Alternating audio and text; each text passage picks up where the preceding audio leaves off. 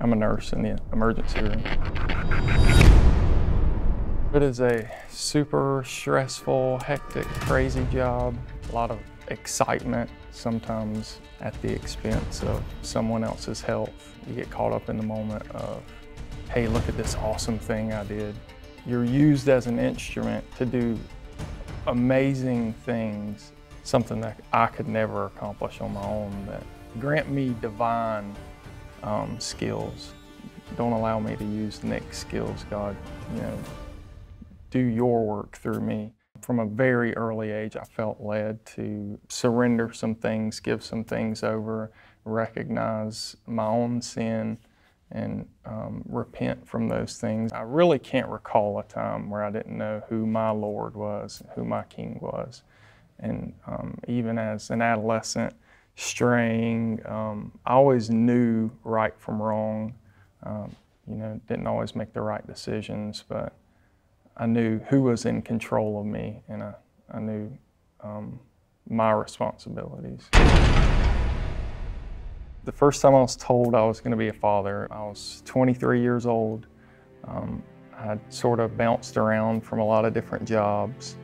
So I met a girl that I was really interested with. Up until that point, nobody had really held my attention for longer than about a year. So I was coming into a really new relationship. And we became pregnant very early. We had a lot of people that were not very excited for us. We just weren't prepared. We were young people in our 20s that were, very selfish and self-absorbed and had not really made any plans past tomorrow. Now all of a sudden we have this great big responsibility. I was at that age very adventurous and proposed on the spot. She shot me down immediately. Like, no, that is not gonna happen.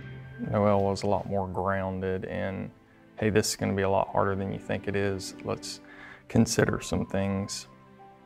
I don't think, abortion was an option, but she certainly was discussing adoption and some more realistic, hey, she's a manager by nature, so it's like, let's throw out all of the possible ideas and then we'll go from there. How do you feel about this and how do you feel about that? And she had the natural concern of, you don't have anything older than a year old, so why do I think you're still going to be interested in us in a year? So certainly a valid concern. And fortunately, and that this is just, the work of God, that my foolishness in pursuing those, fleshly desires,